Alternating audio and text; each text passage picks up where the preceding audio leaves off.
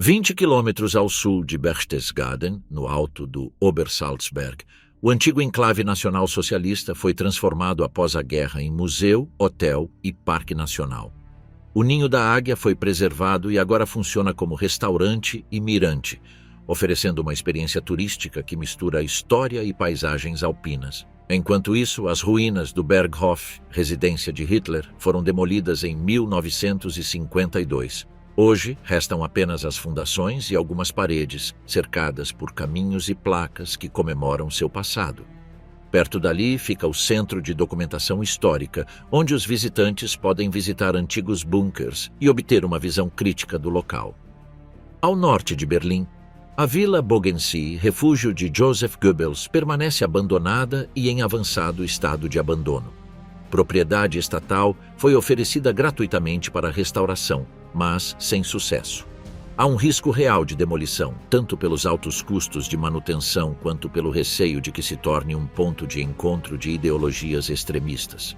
Enquanto isso, a antiga casa e ateliê de Albert Speer em Obersalzberg ainda permanecem como residências particulares, restauradas e discretamente ocupadas, longe do circuito turístico e do debate público.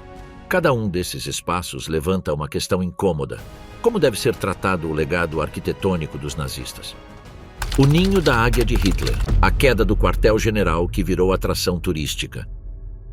No alto dos Alpes bávaros, entre os imponentes penhascos e os picos nevados do Obersalzberg, ergue-se uma das estruturas mais simbólicas e enigmáticas do Terceiro Reich, o Kehlsteinhaus, popularmente conhecido como o Ninho da Águia. Este edifício, situado a mais de 1.800 metros acima do nível do mar, é um local repleto de história, controvérsia e fascínio há décadas. Apesar da aparência de um retiro alpino, seu verdadeiro propósito estava longe de ser descanso ou retiro espiritual. O Ninho da Águia era um símbolo de poder, uma oferenda ao Führer e um local que desempenhava um papel único dentro do aparato de propaganda nazista. A história deste edifício começa no final da década de 1930, num contexto em que o Partido Nacional Socialista buscava consolidar sua imagem e a figura de Adolf Hitler como líder supremo. Martin Bormann, chefe da chancelaria do partido, foi o principal promotor do projeto. Sua intenção era clara: conquistar o favor do Führer por meio de uma obra monumental carregada de simbolismo.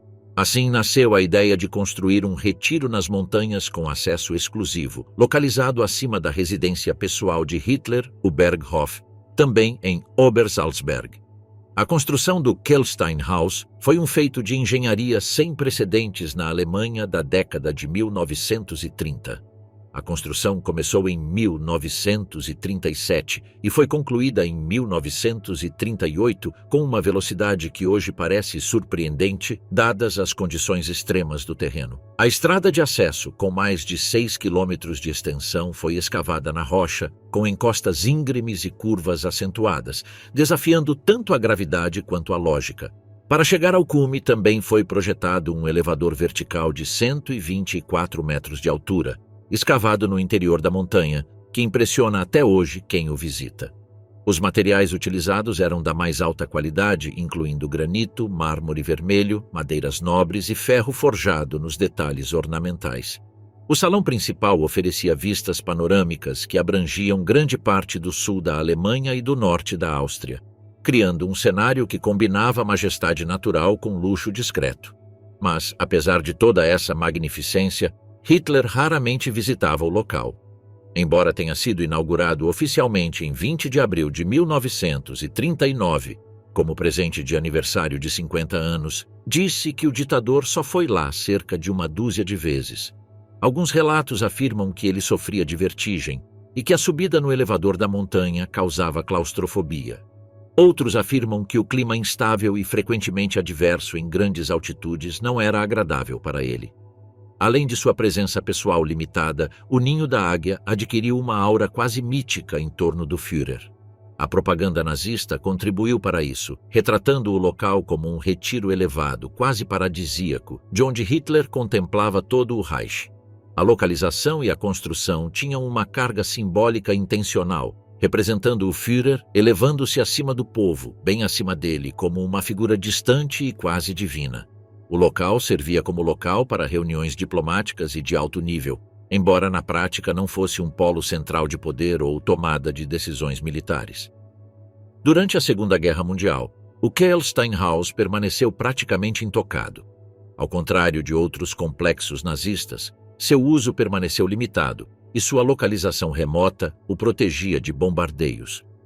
A verdadeira sede do poder em Obersalzberg era o Berghof, mais abaixo na encosta, onde Hitler passava longos períodos com seu círculo íntimo.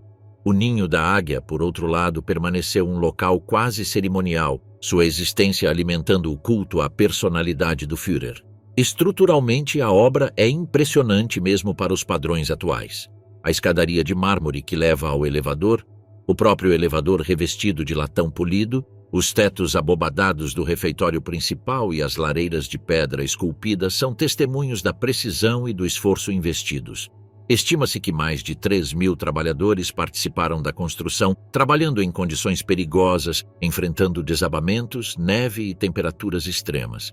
Várias vidas foram perdidas durante a construção, embora essas mortes não tenham sido oficialmente registradas ou comemoradas pelo regime. O Kehlsteinhaus não era apenas um símbolo arquitetônico. Tornou-se também um ponto estratégico para a propaganda aliada no final da guerra, quando as tropas americanas começaram a avançar em direção aos redutos nazistas. Sua imagem como o castelo de montanha de Hitler o transformou em um alvo cobiçado, não por seu valor militar, mas por seu significado simbólico. Este edifício, embora raramente visitado por Hitler, acabou se tornando uma das representações mais duradouras do regime que o construiu. O paradoxo é evidente. Foi erguido como um presente pessoal ao homem que almejava dominar o mundo, mas acabou sendo mais uma relíquia de montanha do que uma verdadeira base de operações. Sua história é, de certa forma, a história do próprio Terceiro Reich, excessiva, ambiciosa, repleta de simbolismo e, em última análise, fadada à inutilidade prática. À medida que a guerra se aproximava do fim, na primavera de 1945, os aliados já avançavam firmemente sobre a Alemanha. As regiões do sul do país, até então consideradas relativamente seguras pela liderança nazista, começaram a se tornar alvos prioritários. Obersalzberg, com suas residências, bunkers e símbolos do poder de Hitler, foi apontado como alvo estratégico, não tanto por seu valor militar, mas por seu peso simbólico. O Kehlsteinhaus, embora nunca tenha sido um centro de comando, representava uma das peças mais icônicas da maquinaria ideológica nazista. A questão que os aliados enfrentavam não era se deveriam capturá-lo, mas quando e como. No final de abril de 1945, enquanto Hitler estava entrincheirado na do Führerbunker em Berlim, tropas aliadas, principalmente da 3ª Divisão de Infantaria dos EUA, e da 101ª Divisão Aerotransportada, começaram a se aproximar do complexo de Obersalzberg. As forças alemãs aliadas ofereceram pouca resistência. Muitos membros do partido fugiram, outros se renderam e alguns cometeram suicídio. Em 4 de maio de 1945, tropas americanas ocuparam Obersalzberg e pouco depois assumiram o controle do Kehlsteinhaus. Não encontraram Hitler, como alguns ainda acreditavam ser possível na época, mas descobriram um dos símbolos mais poderosos do regime, agora vazio e silencioso. Ao contrário do Berghof, que havia sido parcialmente destruído por um ataque aéreo da Força Aérea Real dias antes, o Kehlsteinhaus foi encontrado praticamente intacto. Sua sólida construção em pedra, localização remota e valor estratégico limitado o salvaram do mesmo destino de outras estruturas do regime. Ao chegarem, os soldados aliados ficaram impressionados com as vistas, a arquitetura e a aura quase irreal do local. De muitas maneiras, o Kehlsteinhaus não parecia um teatro de guerra, mas sim um pedaço de outro mundo, afastado do caos que dominava a Europa. Após sua captura, o local foi saqueado. Muitos soldados levaram objetos decorativos, louças, móveis e até fragmentos de mármore da famosa lareira que Mussolini havia dado a Hitler como lembranças. Essas peças, removidas sem coordenação ou inventário, acabaram sendo espalhadas pelos Estados Unidos e pela Europa, tornando-se relíquias de guerra, troféus pessoais ou simples curiosidades históricas. O Kelsteinhaus, que havia sido construído como um monumento ao poder, foi gradualmente desmantelado, vítima da falta de interesse e da necessidade de apropriação simbólica dos vencedores. Durante as primeiras décadas do pós-guerra, o destino do Kelsteinhaus foi cercado de controvérsia. Para as autoridades aliadas e, posteriormente, para o governo da República Federal da Alemanha, o edifício representava um dilema. Por um lado, era uma lembrança tangível do passado mais sombrio da Alemanha. Por outro, seu valor arquitetônico e apelo turístico eram indiscutíveis. Havia temores, não sem razão, de que o local pudesse se tornar um ponto de peregrinação para simpatizantes do nacionalsocialismo, um símbolo a ser atraído por propósitos ideológicos. Em 1952, o controle da região de Berchtesgaden e do Kelsteinhaus foi transferido para o Estado Livre da Baviera. Em um esforço para impedir a sacralização do local, foram tomadas medidas para restringir o acesso e todas as formas de glorificação do regime nazista foram proibidas. Por um tempo, a demolição do edifício, como havia sido feita com o Berghof, foi até considerada. No entanto, sua localização remota, as dificuldades logísticas e os custos associados a uma operação de destruição tão complexa levaram à reconsideração dessa opção. Finalmente, na década de 1950, uma decisão pragmática foi tomada. O Kelsteinhaus seria preservado, não como um memorial, mas como uma atração turística com fins educacionais e comerciais. Em 1952, um café foi inaugurado em seu interior e, com o tempo, o edifício foi adaptado para receber visitantes do mundo todo. Para acessar o local, o sistema original continuou a ser utilizado, o caminho sinuoso da montanha seguido pelo elevador vertical escavado na rocha. Desde então, milhares de turistas sobem o chamado Ninho da Águia todos os anos, muitos sem saber que Hitler sequer esteve lá. Hoje, o Kelsteinhaus funciona como restaurante e plataforma de observação panorâmica. Está aberto ao público durante os meses de verão, se o tempo permitir. O interior foi remodelado, removendo elementos que poderiam ser interpretados como homenagens ao Terceiro Reich. No entanto, o foco histórico e educacional permanece.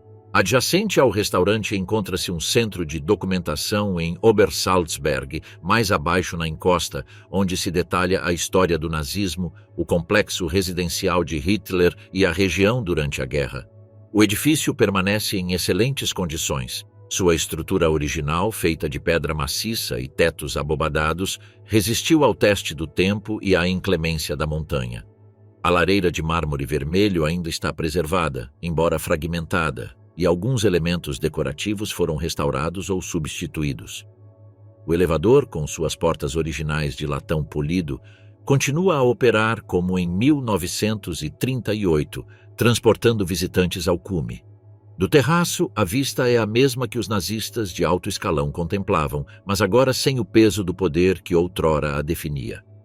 Apesar de seu apelo turístico, o Kelsteinhaus continua sendo objeto de debate. Para alguns, sua preservação é uma forma de confrontar o passado e mostrar às novas gerações os lugares de onde um ou mais dos regimes mais sombrios do século XX foram construídos. Para outros, o fato de ter sido convertido em restaurante ou plataforma de observação trivializa seu significado histórico. No entanto, as autoridades locais têm sido cuidadosas em sua gestão. Nenhum simbolismo nazista ou atividades comemorativas são permitidos, e a memória histórica é ativamente promovida por meio do Centro de Documentação. Assim, o Kelsteinhaus conseguiu sobreviver não apenas à guerra, mas também às tensões da memória. O que antes era um presente pessoal ao ditador mais temido do século foi transformado em um espaço aberto ao público, convertido em uma ferramenta educacional e um aviso silencioso do que aconteceu. As pedras que o sustentam não falam mais de glória, mas de história. E do alto dos Alpes, onde o ar permanece frio e rarefeito, o Ninho da Águia observa a passagem do tempo, mais como uma ruína simbólica do que como um santuário de poder. A destruição do Führerbunker, a reação dos soviéticos ao chegarem ao local de descanso final de Hitler. À medida que a Segunda Guerra Mundial se aproximava do seu clímax, o Terceiro Reich começou a se preparar para um cenário cada vez mais provável. o colapso militar na frente oriental e a necessidade de proteger seus líderes dos constantes bombardeios aéreos de Berlim. Foi nesse contexto que nasceu um dos lugares mais sinistros da história do século XX, o infame Führerbunker, o túmulo final de Hitler. Localizado a aproximadamente 11 metros de profundidade no jardim da chancelaria do Reich, na Wilhelmstrasse, em Berlim, o bunker foi construído originalmente em 1936 como parte de um sistema subterrâneo de abrigos antiaéreos para altos funcionários do governo. No entanto, em 1943, com a intensificação dos bombardeios aliados à capital alemã, iniciou-se uma grande expansão do abrigo. O objetivo era transformá-lo em uma fortaleza subterrânea capaz de resistir ao cerco e permitir que o Führer e seu círculo mais próximo permanecessem operacionais no subsolo em caso de emergência. A construção foi realizada pela empresa Hochtief e as obras foram concluídas em 1944 sob rigorosa supervisão da SS. O complexo era dividido em duas seções principais: o Vorbunker, ou pré-bunker, mais raso e construído em 1936, e o próprio Führerbunker, mais profundo e mais bem protegido. Este último consistia em 18 salas distribuídas por um espaço confinado, com paredes de concreto armado com mais de 4 metros de espessura. Estava equipado com sistemas de ventilação, fornecimento elétrico independente, poço de água, sistema de aquecimento e uma central telefônica que o mantinha em contato direto com o alto comando e outras agências governamentais. Embora seu projeto seguisse critérios estritamente funcionais, o Führerbunker não era um mero refúgio. Tapetes, móveis de escritório e elementos confortáveis foram instalados em seus cômodos, na tentativa de recriar uma atmosfera de trabalho e liderança mesmo no subsolo. Um dos cômodos mais notáveis era o quarto particular de Hitler, adjacente ao escritório, de onde ele continuaria a dar ordens até seus últimos dias. Uma sala para reuniões do Estado-Maior, uma cozinha, várias salas para secretárias e um quarto para Eva Braun também foram fornecidos. Hitler se mudou para o Führerbunker em 16 de janeiro de 1945. Àquela altura, a situação militar já era desesperadora. O Exército Vermelho avançava inexoravelmente do leste e os exércitos aliados se aproximavam do oeste. Berlim estava cercada e os bombardeios eram diários. De dentro do bunker, Hitler tentava manter uma imagem de controle. Ele se reunia com oficiais, emitia ordens impossíveis e repreendia comandantes que não tinham mais tropas à disposição. O ambiente tornou-se cada vez mais opressivo, não apenas pelas condições físicas do local, mas também pela tensão psicológica que tomava conta de seus ocupantes. Entre fevereiro e abril de 1945, o Führerbunker tornou-se o epicentro do que restava do governo nazista. Era um mundo subterrâneo e hermético, alheio à realidade externa, onde eram tomadas decisões que não mais influenciavam o curso da guerra. A propaganda continuou a operar, fantasias de uma contraofensiva milagrosa eram incessantemente repetidas e Hitler insistia que as ordens deveriam ser executadas sem hesitação. Mas lá fora Berlim ardia. As ruas estavam em ruínas, civis morriam aos milhares e tanques soviéticos se aproximavam a menos de 10 quilômetros do centro da cidade. Durante esse período, o bunker abrigou figuras-chave do regime: Martin Bormann, Joseph Goebbels e sua família, Hermann Fegelein, Wilhelm Burgdorf, Hans Krebs e outras figuras do Estado-Maior. Os secretários pessoais de Hitler, incluindo Traudo Junge, e alguns assessores da SS também estavam presentes. A vida no bunker era tensa. O ar tornou-se viciado, a umidade permeava as paredes e os nervos estavam à flor da pele. Os argumentos tornaram-se cada vez mais irracionais, os discursos de Hitler mais erráticos e a certeza da derrota mais insuportável.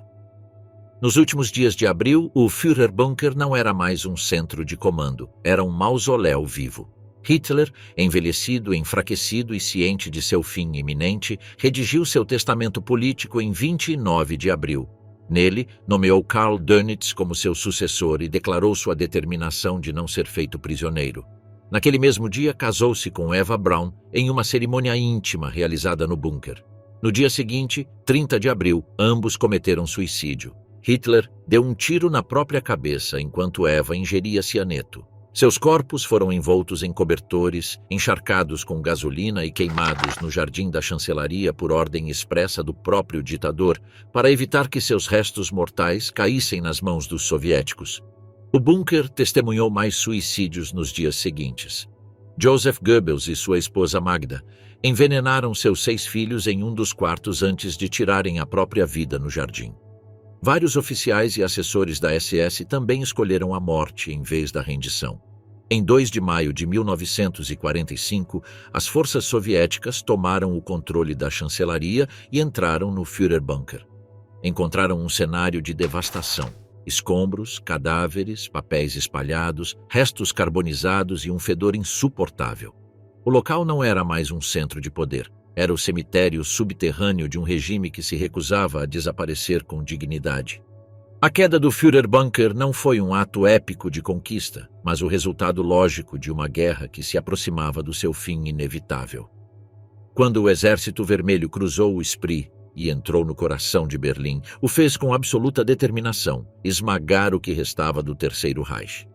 Nas primeiras horas de 2 de maio de 1945, enquanto as batalhas finais se desenrolavam rua por rua, as tropas soviéticas entraram no terreno da chancelaria do Reich. O silêncio sobre o jardim destruído não anunciava a vitória, mas o fim de um pesadelo.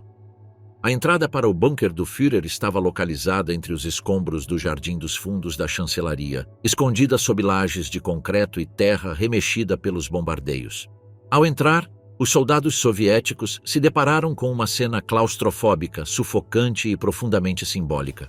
Paredes de concreto rachadas, um cheiro azedo de pólvora e corpos sem vida espalhados por vários cômodos. Os restos carbonizados encontrados do lado de fora eram de Adolf Hitler e Eva Braun, embora a identificação definitiva não tenha sido imediatamente estabelecida. Stalin exigiu que as informações sobre suas mortes permanecessem em segredo, visando explorar a incerteza geopolítica da época.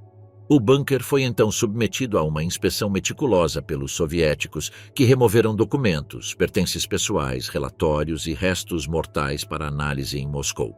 Nos meses seguintes, agentes de inteligência da Smersh e da NKVD permaneceram em Berlim, reunindo evidências sobre o destino do Führer.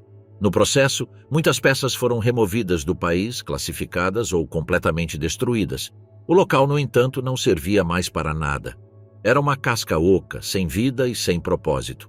Após sua captura, o Führerbunker foi selado. A entrada foi selada e as autoridades soviéticas procederam à demolição do que restava da chancelaria do Reich, severamente danificada pelo bombardeio e pelo ataque final. Entre 1947 e 1949, o novo regime comunista da RDA, sob influência direta de Moscou, tomou medidas para eliminar fisicamente os remanescentes do regime nazista. As ruínas foram desmanteladas com dinamite e muitas das pedras do edifício foram reutilizadas na reconstrução de Berlim. Mas o Führerbunker permaneceu no subsolo. Suas paredes reforçadas, com mais de 4 metros de espessura, resistiram às tentativas iniciais de detonação. Durante a década de 1950, a área foi nivelada e convertida em um terreno baldio. Com o tempo, um estacionamento, áreas verdes e complexos residenciais foram construídos sobre ele. A entrada do bunker foi preenchida com terra, sua estrutura selada e esquecida por décadas. A RDA tinha um objetivo claro: apagar os símbolos do nazismo da memória urbana. E o bunker, devido ao seu valor propagandístico para os nostálgicos do Reich, representava um perigo ideológico. Durante a Guerra Fria, o Führerbunker permaneceu fora do mapa, invisível tanto para cidadãos quanto para turistas. As autoridades da Alemanha Oriental não colocaram placas nem permitiram visitas.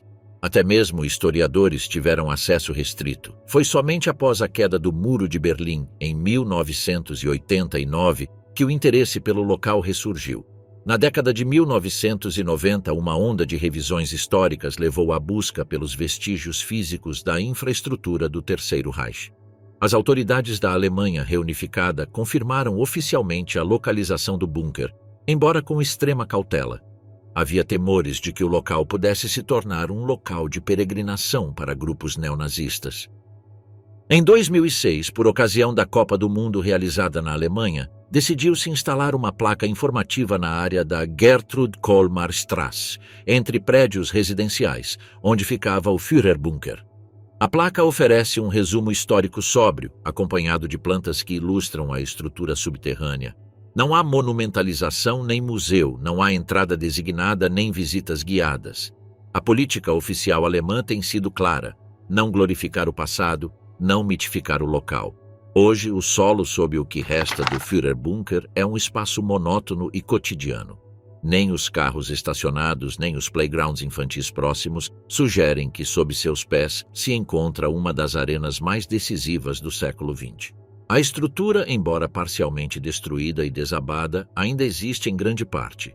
Está vedada, inundada e fragmentada, com salas intactas e outras preenchidas com concreto. Estima-se que aproximadamente 30% do complexo original permaneça de pé, embora inacessível. A decisão de não reconstruir ou transformar o museu do Führerbunker tem sido objeto de debate acadêmico e cultural. Alguns defendem a preservação do local como testemunho do horror, outros enfatizam o risco de transformá-lo em um local de culto. A Alemanha optou por um meio termo: reconhecer a história, mas sem transformá-la em espetáculo. Nesse sentido, o bunker é quase um túmulo selado. Não por respeito ao ditador, mas por respeito à verdade e às vítimas.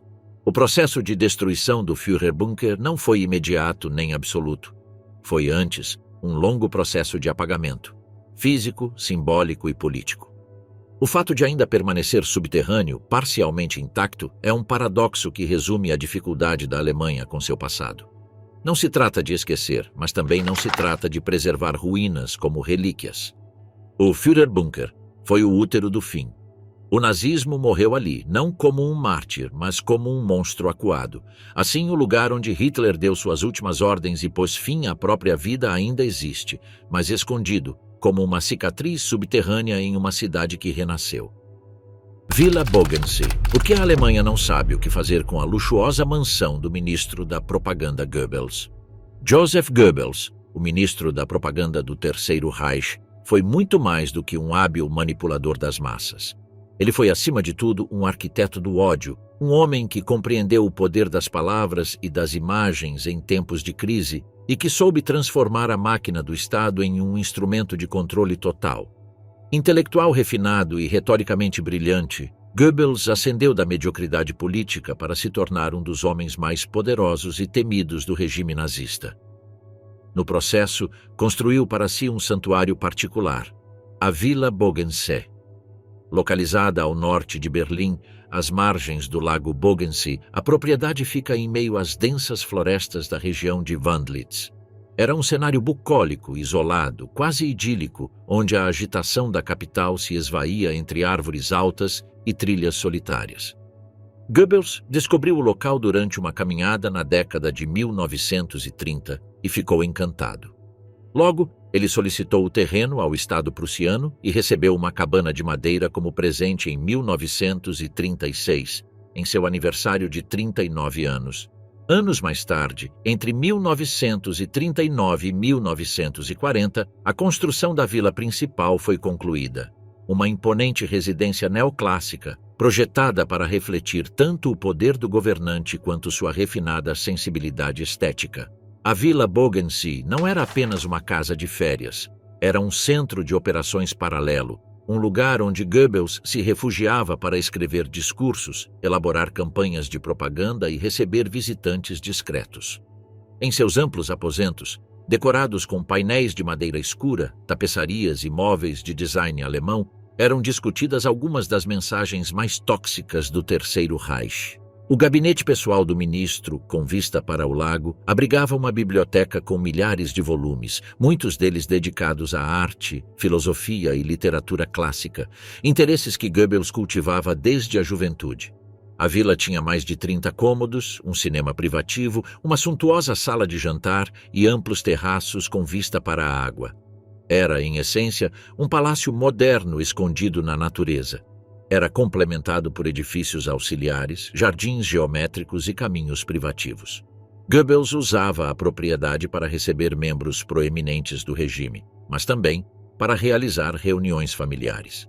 A vila foi palco de inúmeros encontros com sua esposa Magda e seus 6 filhos, que passavam longos períodos lá. Especula-se também que ele usava a casa como refúgio para seus casos extraconjugais, particularmente com atrizes de cinema alemãs, uma indústria que ele controlava com mão de ferro a partir de seu ministério. Durante a guerra, a Vila Bodensee assumiu um novo significado. Embora Goebbels nunca a tenha transformado em um quartel-general estratégico, ele frequentemente a utilizava como refúgio quando a situação em Berlim se tornava tensa demais. Lá, ele escreveu artigos inflamados para o jornal Das Reich, planejou discursos para o rádio e aprimorou sua retórica para manter o moral de um país que começava a ruir. Apesar da guerra, a vila foi cuidadosamente mantida. Nunca foi bombardeada e sua localização remota garantiu relativa segurança mesmo durante os momentos mais críticos do conflito. O papel de Goebbels na vida pública nazista era onipresente. Orador carismático, defensor do antissemitismo mais virulento e figura central na organização da Kristallnacht, sua responsabilidade pelos crimes do regime foi imensa. Nos estágios finais da guerra, ele permaneceu leal a Hitler até o fim. Mudou-se com a família para o Führerbunker em abril de 1945 e lá, após o suicídio de Hitler, envenenou os próprios filhos antes de tirar a própria vida com Magda. Foi o fim de um dos homens mais sombrios do século XX. A Vila Bodensee, no entanto, permaneceu intacta. Longe do caos de Berlim, não foi saqueada nem destruída. Sua relativa distância, combinada com a imediata falta de interesse das forças aliadas em propriedades rurais, permitiu que ela permanecesse de pé. Com o fim da guerra e a desintegração do Terceiro Reich, muitas propriedades de líderes nazistas foram destruídas ou abandonadas, arrasadas por bombardeios ou pelo fogo simbólico de uma Alemanha que precisava enterrar seu passado.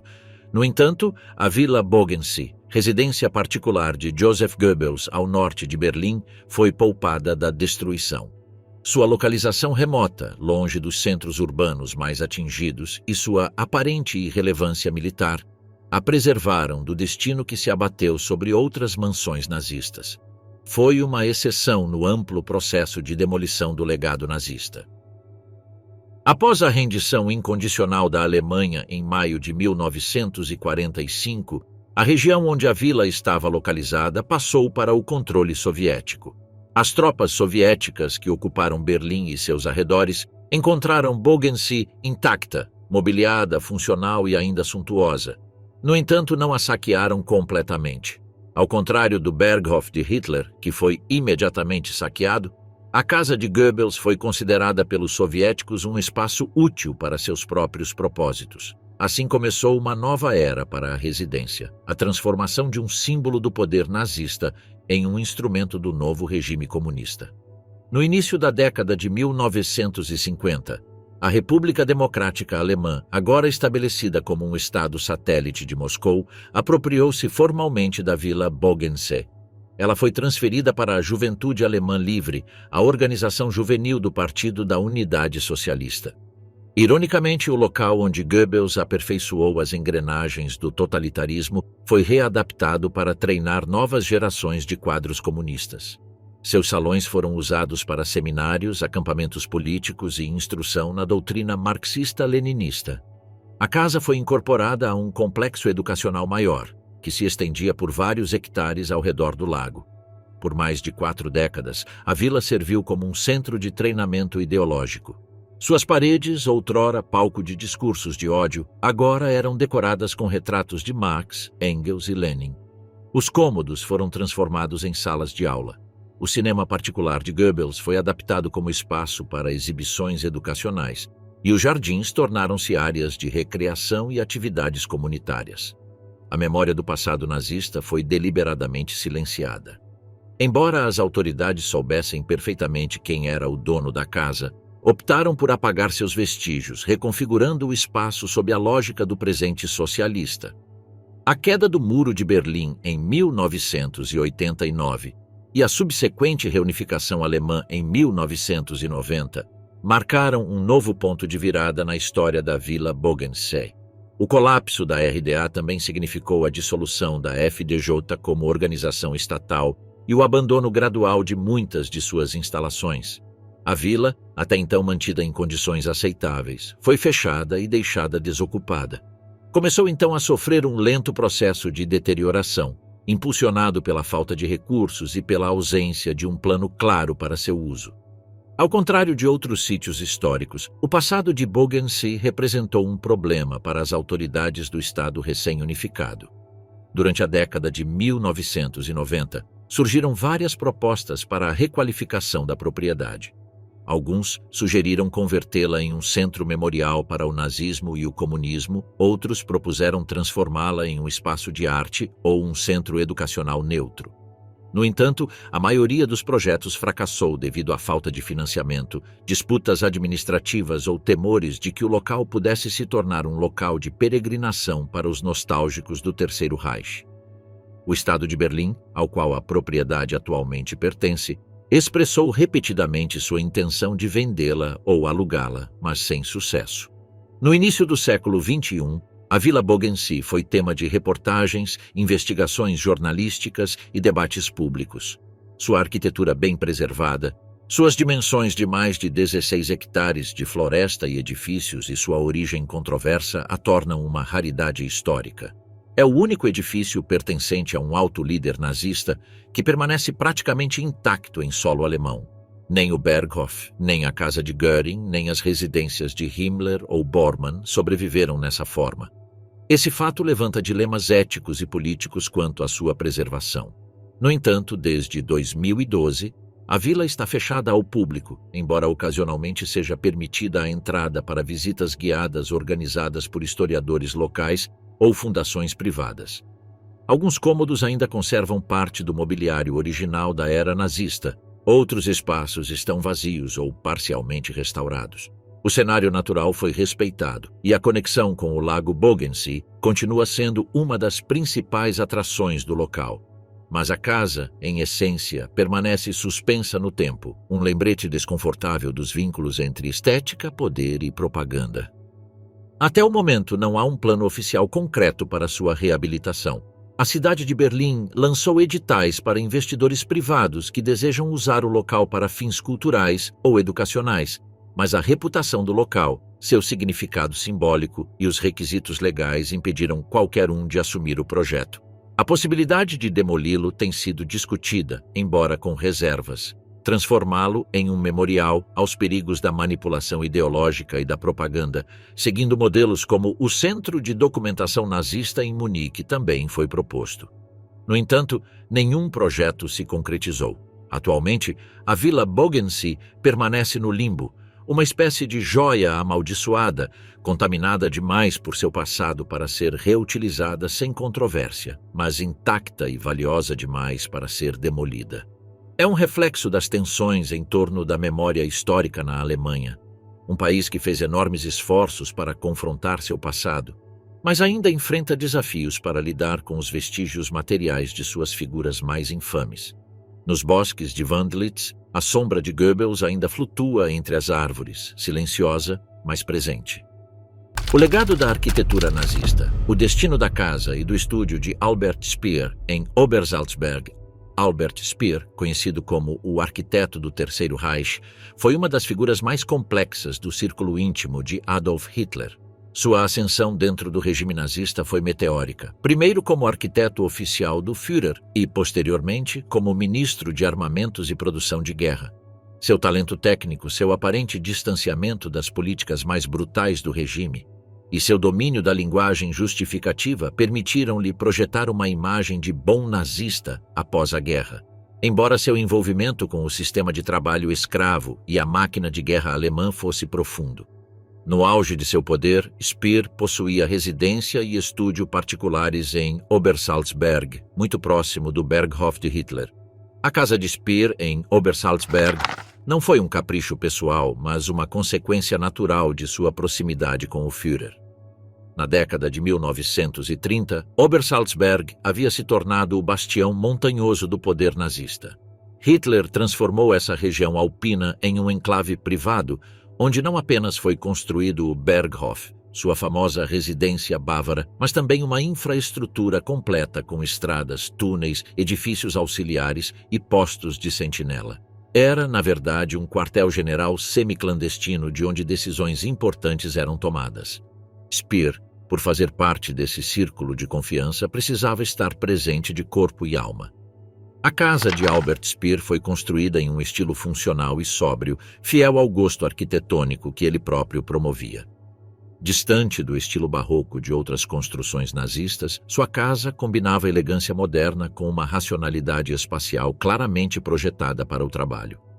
Localizada a uma curta distância do Berghof, permitia acesso rápido às reuniões privadas de Hitler. O edifício incluía escritórios, uma biblioteca pessoal e uma sala de estar onde Speer projetou projetos arquitetônicos monumentais, como a nova chancelaria do Reich em Berlim, bem como elementos logísticos para o Ministério de Armamentos. O estúdio de Speer era mais do que um espaço de trabalho, era um laboratório de ideias a serviço de um regime totalitário. Foi lá que os principais contornos da Germânia foram concebidos, o projeto megalomaníaco que buscava transformar Berlim na capital do mundo sob o domínio alemão. Colunas colossais, avenidas intermináveis e cúpulas enormes. Todo esse universo arquitetônico nasceu entre esboços e maquetes em sua mesa alpina. No entanto, com a eclosão da guerra, o estúdio mudou seu foco para uma tarefa mais imediata: aumentar a eficiência da produção bélica a qualquer custo, mesmo com o uso massivo de trabalho forçado. Como muitas das propriedades em Obersalzberg, a casa de Speer sofreu graves danos durante os bombardeios aliados de abril de 1945. A área foi alvo de um ataque aéreo concentrado realizado pela Força Aérea Real Britânica, cujo objetivo era enfraquecer o último bastião simbólico do poder nazista. Embora a casa de Speer não tenha sido completamente destruída, ela foi inutilizada e abandonada logo após a rendição. Como muitos outros edifícios do complexo, ele foi saqueado por soldados e civis nos dias caóticos que se seguiram ao colapso do Terceiro Reich. Após o fim da guerra, a região de Obersalzberg foi ocupada pelas forças americanas. A casa de Speer, agora parcialmente em ruínas, foi inspecionada, revistada e documentada. No entanto, não foi objeto de atenção especial como outras propriedades diretamente associadas a Hitler. O motivo era claro: Speer, apesar de ter sido um dos principais líderes do aparato de guerra nazista, projetava uma imagem menos ideológica e mais tecnocrática. Além disso, no julgamento de Nuremberg, onde foi condenado a 20 anos de prisão, Speer conseguiu se posicionar como um homem arrependido, distante do fanatismo. Ao longo das décadas, a paisagem de Obersalzberg se transformou. Na década de 1950, as autoridades bávaras, juntamente com o exército do ZUA, decidiram demolir grande parte das ruínas do complexo para evitar que se tornassem locais de culto neonazista. Muitas das residências foram explodidas com dinamite ou reduzidas a escombros. A casa de Speer, por outro lado, foi discretamente desmantelada. Seus restos mortais foram enterrados sob a vegetação ou removidos sem deixar vestígios visíveis. Ao contrário do Berghof, cuja destruição foi documentada e fotografada, o fim da casa de Speer ocorreu sem cerimônia ou atenção pública. Hoje, a localização exata de sua casa pode ser determinada por meio de mapas históricos e fotografias aéreas, mas nenhuma estrutura permanece. O terreno foi reintegrado à paisagem natural da região, parcialmente reflorestado e transformado em uma área para turismo e educação. Desde a década de 1990, o governo estadual da Baviera promove uma política ativa de memorial em Obersalzberg. Em 1999, foi inaugurado o Dokumentationszentrum Obersalzberg, um centro de documentação que registra claramente o uso dessa área pelo regime nazista e os crimes a ela associados. Embora o centro de documentação esteja localizado em uma colina próxima, dentro do antigo complexo de Obersalzberg, as casas de hierarcas como Speer não foram reconstruídas ou homenageadas. Esta é uma decisão deliberada para manter o foco na história, não na arquitetura do poder. No entanto, para aqueles que pesquisam o passado do nazismo, o antigo local da casa de Speer continua sendo um ponto de referência, um símbolo de como a ideologia pode se materializar em espaços físicos e como esses espaços, por sua vez, refletem o espírito de uma era.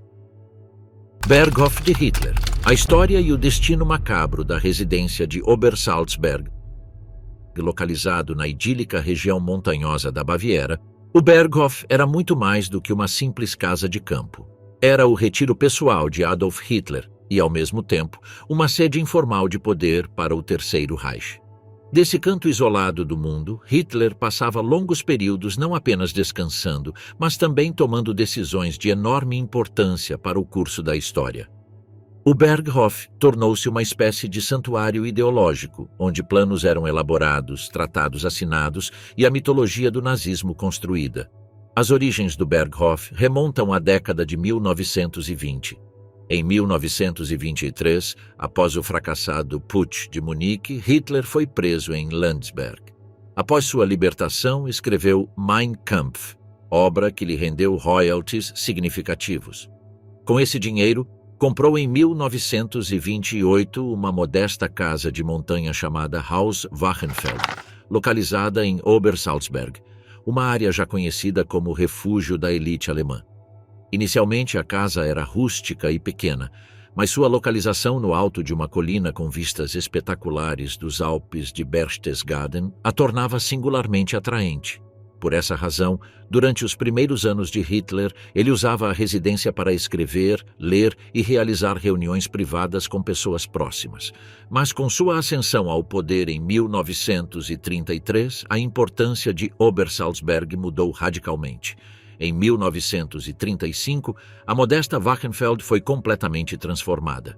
O arquiteto Alois Degano projetou uma nova estrutura imponente em estilo alpino, com amplos terraços, janelas panorâmicas, uma biblioteca espaçosa e um imponente salão de recepção. O resultado foi apelidado de Berghof, literalmente a Casa da Montanha. A reforma não foi um simples projeto de melhoria habitacional, foi uma operação estatal. Recursos públicos foram investidos e a propriedade tornou-se uma extensão não oficial do poder executivo nazista. Hitler passou longos períodos lá, especialmente entre a primavera e o outono. Do Berghof, ele se comunicava com seus ministros, recebia visitas de líderes estrangeiros, como Benito Mussolini, o Duque de Windsor, e Neville Chamberlain, e mantinha reuniões estratégicas com altos comandantes militares. O Berghof também tinha uma dimensão profundamente simbólica. Na narrativa de propaganda do regime, a imagem de Hitler como um líder pé no chão, atencioso e paternal foi em grande parte forjada a partir deste local. Fotografias cuidadosamente orquestradas o mostravam caminhando por trilhas nas montanhas, cercado por crianças, ou sentado pacificamente ao lado de seu pastor alemão, Blonde. Joseph Goebbels, ministro da propaganda, compreendia bem o valor dessas cenas.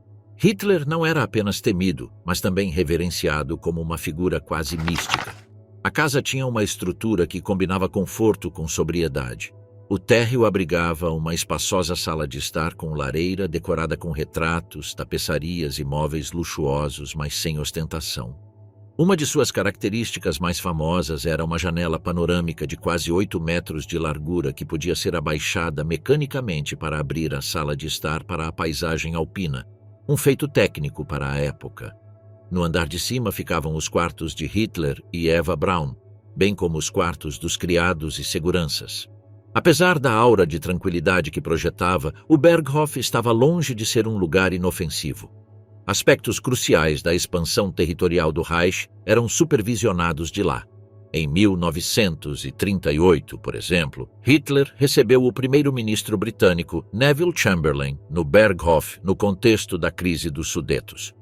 Foi nessa mesma casa que os termos do Acordo de Munique foram discutidos, o que resultou na cessão da Tchecoslováquia à Alemanha sem que um tiro fosse disparado.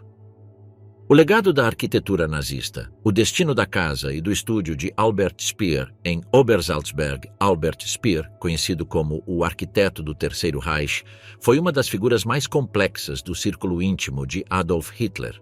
Sua ascensão dentro do regime nazista foi meteórica, primeiro como arquiteto oficial do Führer e, posteriormente, como ministro de armamentos e produção de guerra. Seu talento técnico, seu aparente distanciamento das políticas mais brutais do regime e seu domínio da linguagem justificativa permitiram-lhe projetar uma imagem de bom nazista após a guerra. Embora seu envolvimento com o sistema de trabalho escravo e a máquina de guerra alemã fosse profundo. No auge de seu poder, Speer possuía residência e estúdio particulares em Obersalzberg, muito próximo do Berghof de Hitler. A casa de Speer, em Obersalzberg, não foi um capricho pessoal, mas uma consequência natural de sua proximidade com o Führer. Na década de 1930, Obersalzberg havia se tornado o bastião montanhoso do poder nazista. Hitler transformou essa região alpina em um enclave privado, onde não apenas foi construído o Berghof, sua famosa residência bávara, mas também uma infraestrutura completa com estradas, túneis, edifícios auxiliares e postos de sentinela. Era, na verdade, um quartel-general semiclandestino de onde decisões importantes eram tomadas. Speer, por fazer parte desse círculo de confiança, precisava estar presente de corpo e alma. A casa de Albert Speer foi construída em um estilo funcional e sóbrio, fiel ao gosto arquitetônico que ele próprio promovia. Distante do estilo barroco de outras construções nazistas, sua casa combinava elegância moderna com uma racionalidade espacial claramente projetada para o trabalho.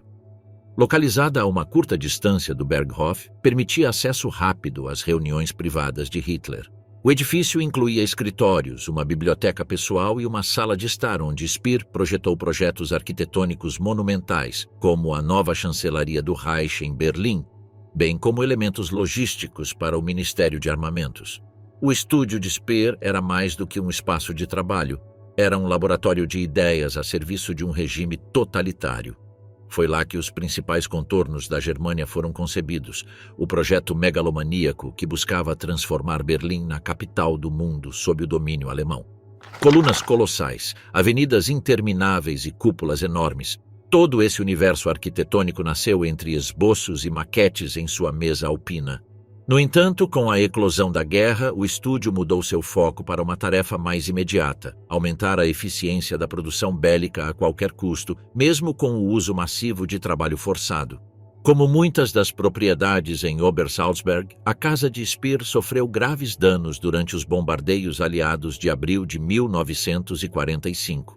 A área foi alvo de um ataque aéreo concentrado realizado pela Força Aérea Real Britânica, cujo objetivo era enfraquecer o último bastião simbólico do poder nazista. Embora a casa de Speer não tenha sido completamente destruída, ela foi inutilizada e abandonada logo após a rendição. Como muitos outros edifícios do complexo, ele foi saqueado por soldados e civis nos dias caóticos que se seguiram ao colapso do Terceiro Reich. Após o fim da guerra, a região de Obersalzberg foi ocupada pelas forças americanas. A casa de Speer, agora parcialmente em ruínas, foi inspecionada, revistada e documentada. No entanto, não foi objeto de atenção especial como outras propriedades diretamente associadas a Hitler. O motivo era claro: Speer, apesar de ter sido um dos principais líderes do aparato de guerra nazista, projetava uma imagem menos ideológica e mais tecnocrática. Além disso, no julgamento de Nuremberg, onde foi condenado a 20 anos de prisão, Speer conseguiu se posicionar como um homem arrependido, distante do fanatismo. Ao longo das décadas, a paisagem de Obersalzberg se transformou. Na década de 1950, as autoridades bávaras, juntamente com o exército do ZUA, decidiram demolir grande parte das ruínas do complexo para evitar que se tornassem locais de culto neonazista. Muitas das residências foram explodidas com dinamite ou reduzidas a escombros. A casa de Speer, por outro lado, foi discretamente desmantelada. Seus restos mortais foram enterrados sob a vegetação ou removidos sem deixar vestígios visíveis. Ao contrário do Berghof, cuja destruição foi documentada e fotografada, o fim da casa de Speer ocorreu sem cerimônia ou atenção pública. O Berghof, embora seriamente danificado, não foi completamente destruído naquele primeiro bombardeio. Por razões estratégicas e para evitar que o local se tornasse um local de peregrinação neonazista, as autoridades de ocupação decidiram dinamitar o que restava em 1952.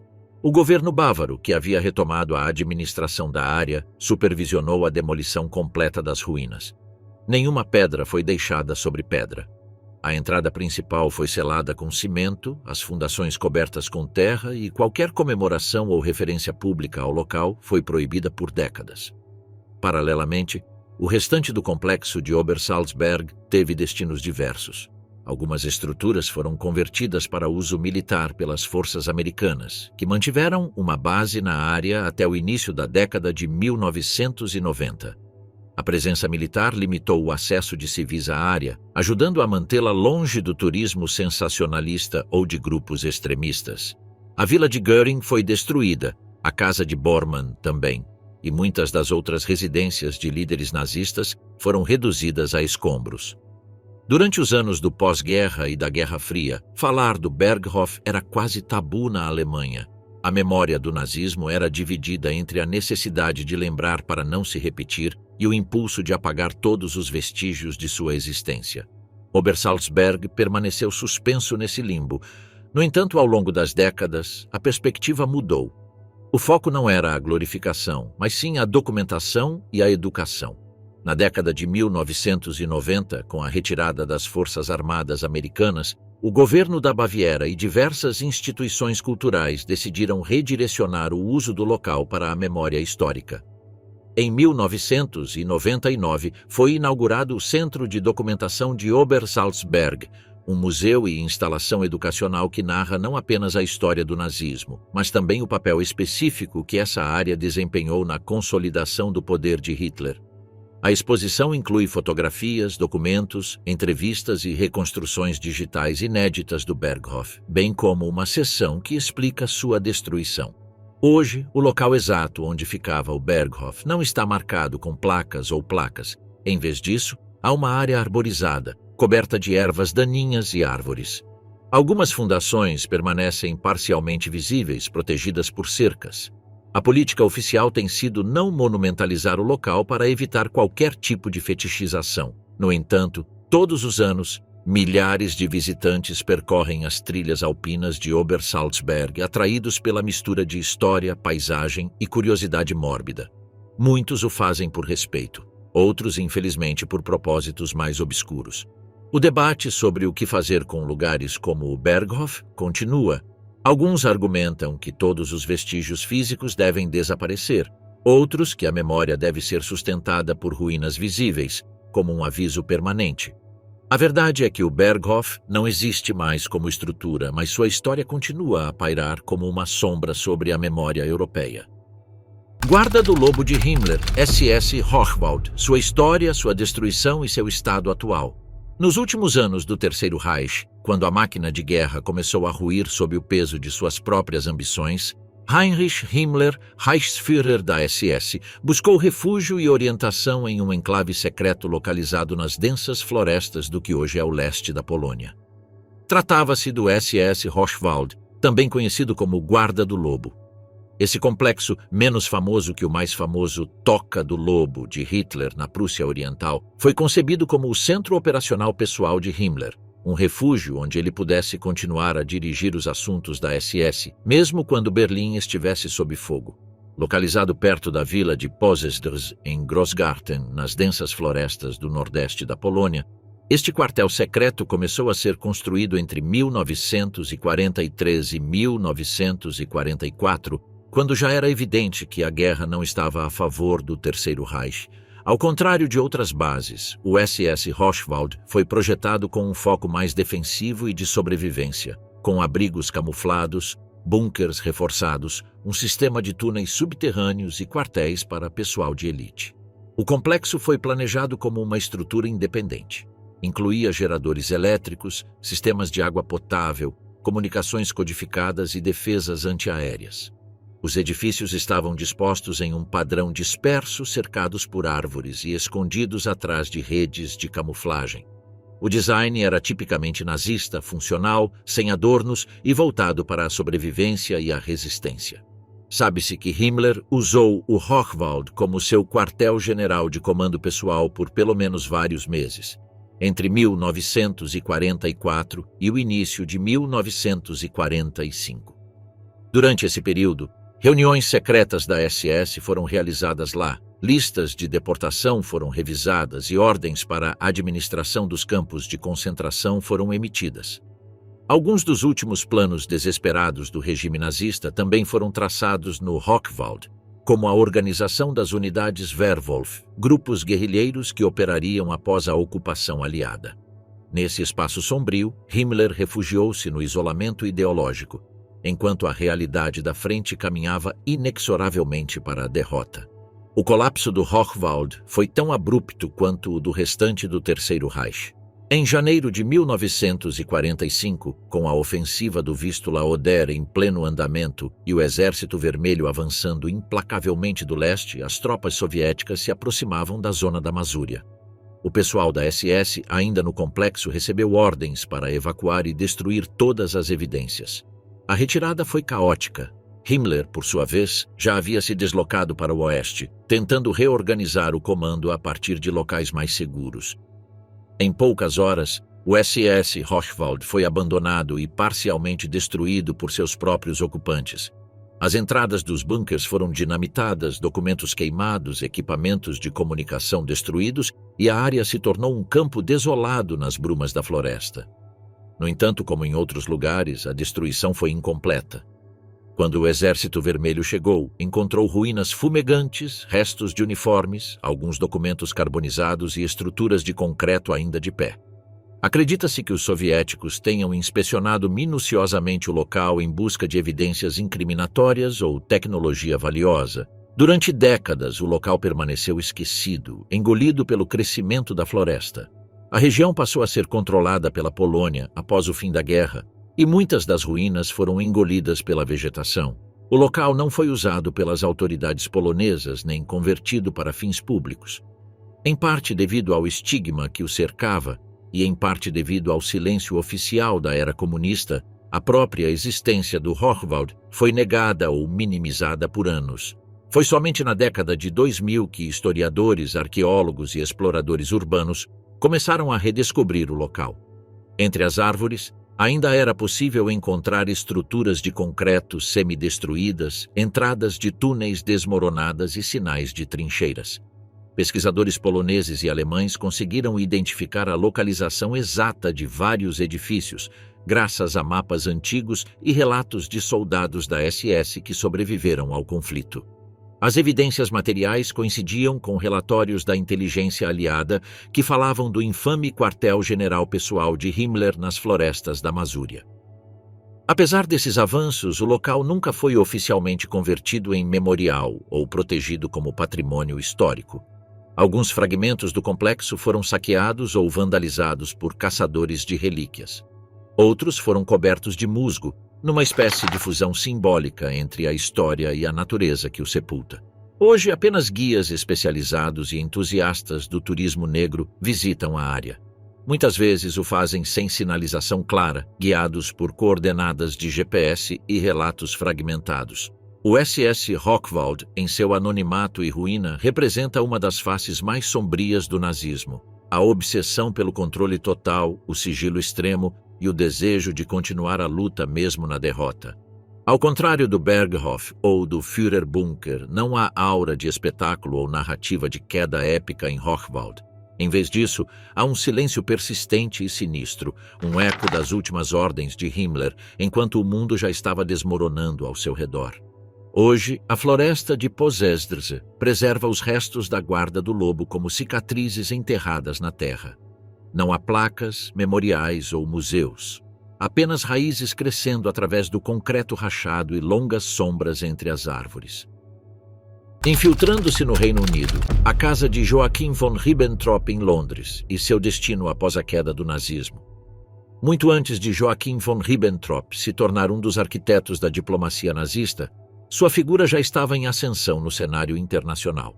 Negociador habilidoso, bajulador de Hitler e uma das figuras mais visíveis do Terceiro Reich no exterior, Ribbentrop serviu como embaixador da Alemanha no Reino Unido de 1936 a 1938. Durante sua estadia, ocupou uma residência que, com o tempo, se tornaria um símbolo tanto de sua ambição quanto do profundo fracasso da política de apaziguamento. A residência oficial de Ribbentrop localizava-se no número 9 da Carlton House Terrace, um endereço prestigioso no coração de Londres, muito próximo da Trafalgar Square e do Palácio de Buckingham. O edifício neoclássico já havia abrigado outras embaixadas e diplomatas de alto escalão. Sua escolha não foi acidental. Representava o poder, a elegância e o status que o regime nazista desejava projetar na capital do Império Britânico. Ribbentrop mandou redecorar o interior da casa com um gosto que combinava a tradição germânica com símbolos do nacionalsocialismo. Lustres pesados, tapetes persas, retratos oficiais de Hitler e bandeiras com a suástica decoravam os aposentos onde ele recebia políticos, nobres, banqueiros e até membros da realeza britânicos. Em seus jantares diplomáticos, luxo e propaganda se misturavam. Cada encontro era uma oportunidade para exibir a nova ordem alemã com um sorriso diplomático.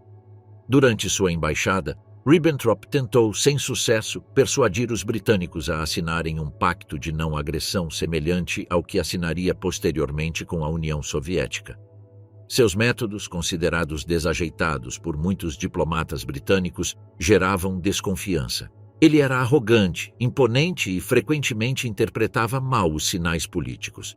Sua insistência em questões como o retorno das colônias alemãs ou a legitimidade do Anschluss austríaco o tornava uma figura cada vez mais isolada. Em particular, muitos em Whitehall o consideravam pouco mais do que um vendedor com pretensões de nobreza. Um comentário que aludia às suas origens como comerciante de vinhos antes de entrar para a política. Mesmo assim, a residência Carlton House Terrace permaneceu um ponto focal para as operações alemãs em Londres.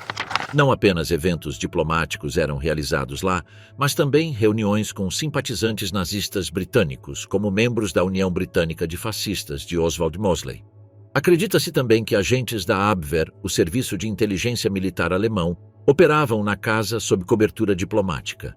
Cartas codificadas, relatórios sobre movimentos navais britânicos e contatos com membros da Quinta Coluna circulavam discretamente por suas salas. Com a eclosão da guerra, em setembro de 1939, Ribbentrop já havia deixado Londres, tendo sido nomeado ministro das Relações Exteriores da Alemanha no ano anterior. Após sua partida, a casa foi confiscada pelo governo britânico sob a legislação de propriedade inimiga. Como outras propriedades diplomáticas alemãs em território aliado, o edifício foi colocado sob o controle do Ministério das Relações Exteriores e fechado a qualquer atividade estrangeira. Durante o conflito, o número 9 da Carlton House Terrace foi usado como escritórios do governo. Alguns relatos sugerem que departamentos administrativos relacionados à censura de guerra ou à coordenação de propaganda estavam sediados lá. No entanto, documentos oficiais sobre o uso específico do edifício entre 1939 e 1945 são escassos, o que levou a conjecturas entre os historiadores. O que é certo é que o edifício nunca foi destruído ou bombardeado, ao contrário de muitas outras residências diplomáticas em Londres. Com a derrota do Terceiro Reich em 1945, a casa tornou-se parte dos bens alemães expropriados pelo Estado britânico. Ao contrário de outras propriedades que foram posteriormente devolvidas ou vendidas, o número 9 da Carlton House Terrace foi convertido em patrimônio do Estado britânico, abrigando eventualmente sedes de fundações e sociedades científicas. Hoje, o elegante edifício que outrora abrigou a embaixada nazista alemã pertence à Royal Society, a instituição científica mais antiga do Reino Unido. As bandeiras com suásticas e as recepções diplomáticas para fins de propaganda já não existem mais. Em vez disso, cientistas, pesquisadores e acadêmicos se reúnem no mesmo local onde, décadas antes, redes de influência foram tecidas em nome de um regime que acabaria por mergulhar a Europa em uma tragédia sem precedentes. A Ribbentrop House, em Londres, representa um paradoxo silencioso, pois foi um reduto diplomático nazista no coração do Império Britânico, mas também um símbolo do fracasso da diplomacia do regime. E hoje, sem uma placa ou menção explícita, faz parte de uma rede de instituições dedicadas ao conhecimento e ao progresso humano, uma reviravolta inesperada para um espaço que outrora serviu à escuridão da história.